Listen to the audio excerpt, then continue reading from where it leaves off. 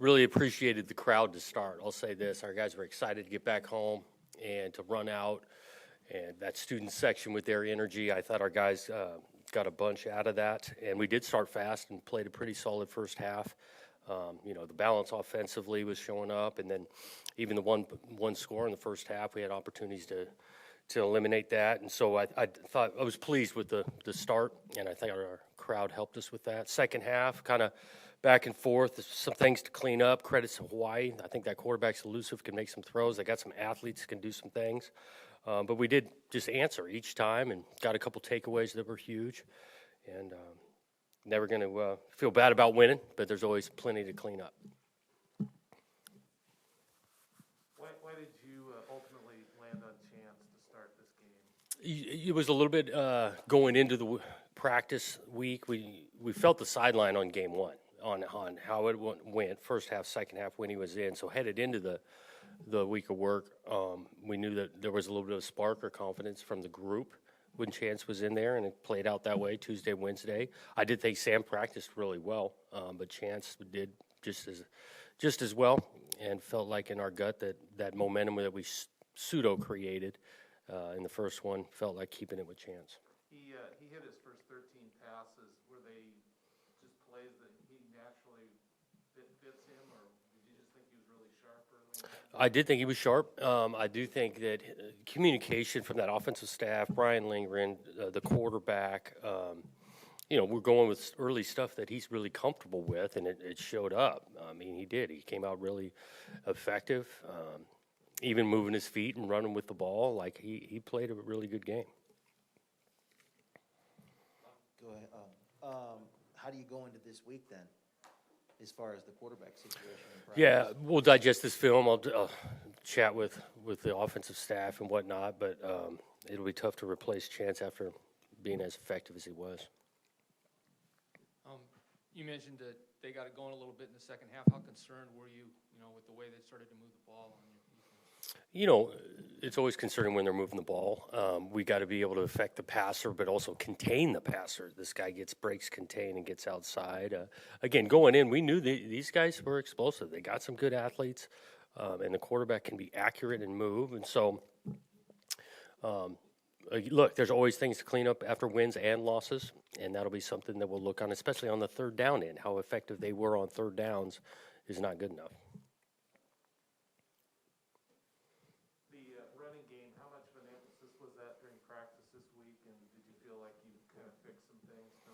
Well, it was an emphasis. We needed to run the ball better than we did week one. We thought there were going to be some opportunities against these guys because they are aggressive, can wreak some havoc in the backfield, but also put themselves at risk a little bit in pressure situations. I thought we picked up some things pretty well. BJ, in particular, had some big-time carries with some great vision, and that's what you're looking for. That type of balance, if we can get that going week in and week out, we'll be pretty good. You kind of talked about how deep the receiving room is, and Anthony Gould is somebody we've really talked a lot about in camp, but tonight, just an example of how deep you are. Yep, and the way the guy's been practicing, Tyjon had a great camp, and he was going to roll, and then, he's not playing in this game, so Anthony gets all the reps this week, totally prepares, and made some huge plays for us. So he really kick-started us on an early third down, a go route down the sideline. He catches it, and I think he was close to 100 yards in the first half. It was awesome to see him get the touchdown in the second half. The guy's a good player, but we did. We feel like we got depth there. We rotated a lot of wideouts today, and that'll continue.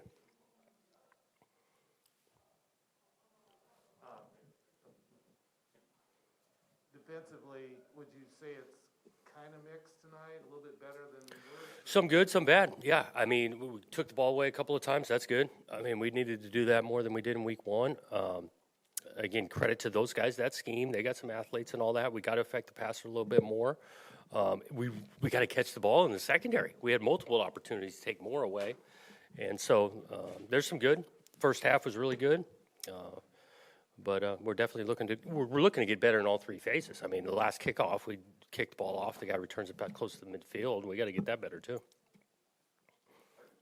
briefly mentioned BJ. Just what kind of performance was that? Having him have a career day? Yeah, he was solid. Again, up front, mixing wide zone, inside zone plays, got him outside a couple of times. He was good in protection, a couple of those throws chance made. BJ's picking up pressure. So all around, without watching the tape, I thought he really played well. Both Luke and Tegan only got targeted a few times, seemed to be later in the game. Same thing against Purdue. Is that game plan, is that scheming? It was more this week game plan for sure. We talked about again the matchup outside. We felt like we had some stuff there. We did discuss it at halftime, and then you saw it a little bit early in the second half. Tegan all of a sudden got a couple of touches. Actually, one of those balls could have gone to Luke. But when you got multiple weapons, we're not going to just force it to one guy when we feel like we got variety to get it to. And then BJ said he thought this was the best the offensive line has played in a long time. With the offensive line, you were blocking with Tegan and Luke being thrown in there. Just how important is that for your offensive production going forward? Well, yeah, it starts up front, and it's critically important. And those guys did play solid against a scheme that's not always easy to recognize in the amount of pressure they give.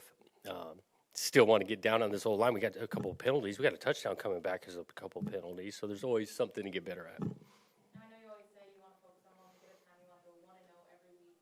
But what does this do for you guys going into week 30? Yeah, it's huge. I mean, you're trying to win a game, and we needed to get a win. And back at home in front of our crowd for our guys, a win is critically important. That's what you're trying to do week in and week out. And so I think that'll help our morale and motivation this week.